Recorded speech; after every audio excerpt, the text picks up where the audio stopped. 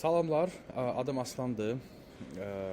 Enverson yayın həm təsisçiyəm, həm də ki biz 6 il öncə Enverson College-da təsis eləmişik. Enverson College Azərbaycandakı ən yaxşı təhsil şirkətlərindən biridir. Biz 6 ildir ki, dil tədrisi ilə məşğuluq və bugünə qədər 10 mindən çox tələbəyə dil öyrənməsində yaxından kömək göstərmişik. Bugün təqdim edəcəyim məsələ Enverson AI-dır. Bu artıq süni intellektlə dil öyrənmə prosesidir. Artıq daha müasir, daha effektiv və daha ucuz şəkildə bir həldir. Bu çox aşkardır ki, dil bacarıqları insanların daha yüksək performansına gətirib çıxardır. İstər vaxt qənaəti baxımından, effektivlik baxımından, iş məmnuniyyəti baxımından, iş icraatında yaxşılaşma baxımından və ölçülə bilən məhsuldarlıq baxımından. Biz bu 6 ildə dil tədris eləyərkən bir neçə problemlərlə üzləşdik, yəni insanların problemləri ilə üzləşdik. Dərslərin fərdi olmaması, yəni fərdi olduğu zaman artıq daha çox belə deyək, ödəniş eləməyə məcburiyyətində qalırlar və bu da bir çox insanın büdcəsinə təbii ki, uyğun deyil. Və dərslərin fərdi olması ona görə lazımdır ki, insanlar daha fərdiləşmiş şəkildə öyrənsinlər, sırf onların problemləri ilə məşğul olunsun, nəinki qrupda 6-7 nəfər və müəllim başqalarına fokuslansın və sənin burada kifayət qədər vaxt itkin rol oynasın. Vaxtlar limitlidir. İnsanlar bəzən dərsdə olurlar, bəzən işdə olurlar və məşğul olurlar. Ona görə ancaq günün müəyyən saatlarında vaxt ayıra bilirlər ki, onlar məşğul olsunlar və bu müəllimin vaxtı ilə də üstə düşməlidir və bu ciddi problem yaradır.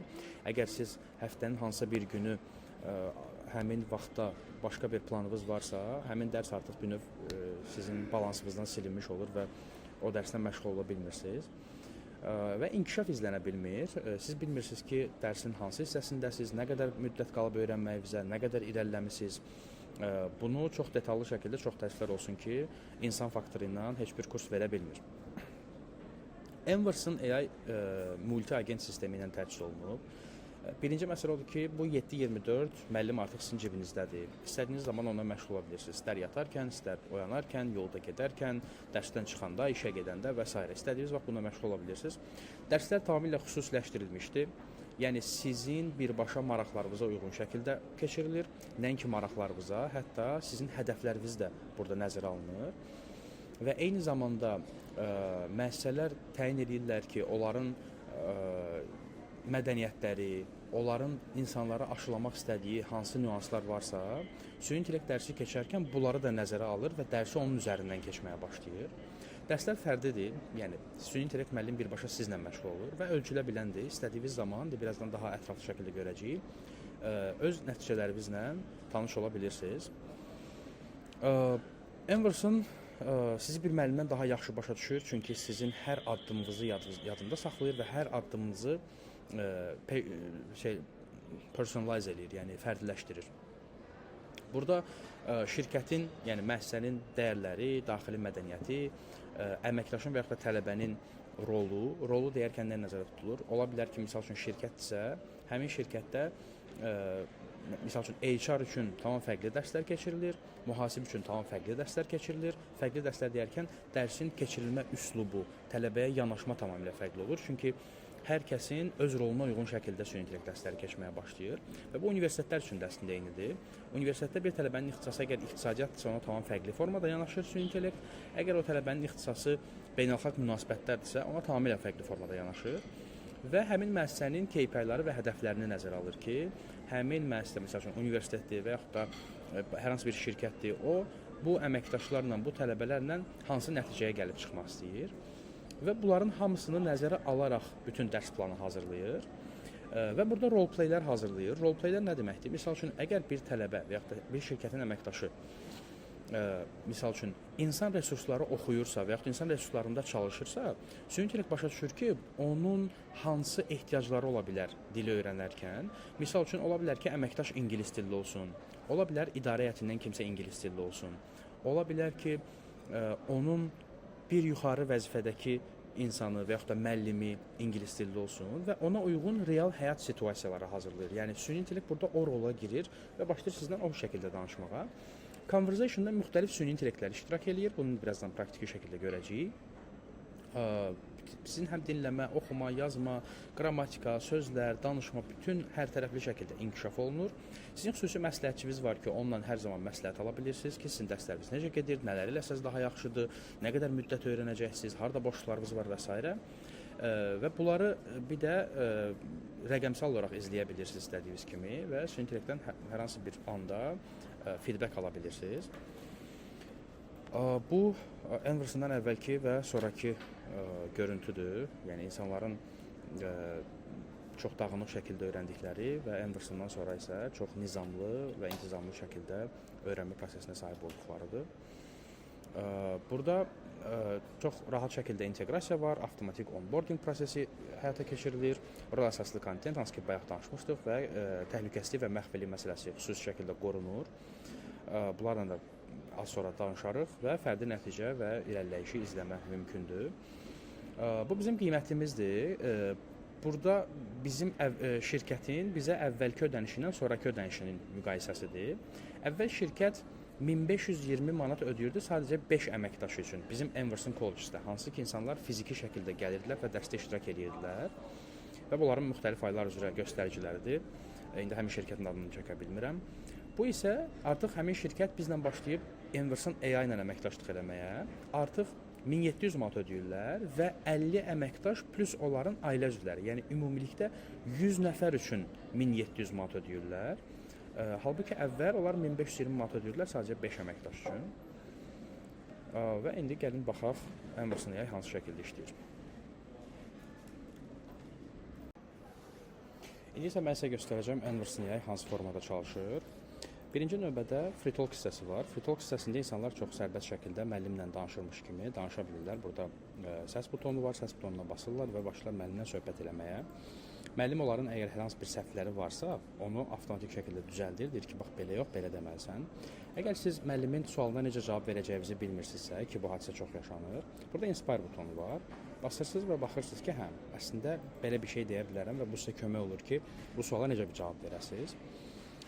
Və daha sonra əgər dediyiniz cümlə, məsələn, I work is good demisiniz, baxırsınız ki, görəsən mən bunu düzmü demişəm, baxırsınız ki, yox, my work was good deməliydim və bunun aşağıda izahını da görə bilirsiniz. Daha sonraki məsələdə var roleplay hissəsi. Roleplay hissəsində süni intellekt demişdim ki, analiz eləyir və baxır ki, sizə hansı həyat situasiyaları lazım ola bilər. Məsələn, deyək ki, insan resurslarıdır. İnsan resurslarında fikirləşir ki, sizə lazım ola bilər, məsələn, kadr ehtiyaclarının müzakirəsi, siz və idarə heyətindən kimsə bir nəfər.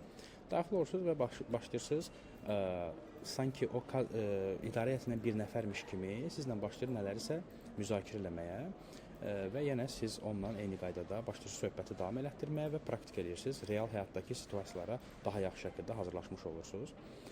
Burada yenə tərcüməsinə baxa bilirsiniz. Əgər başa düşmüşsə bu butona basaraq özünüzün dediyində düzəlişlərə baxa bilirsiniz və yaxud da Inspire butonuna basıb nə deyəcəyinizi bir ipucu ala bilirsiniz ondan. Daha sonra Conversation Club hissəsi var.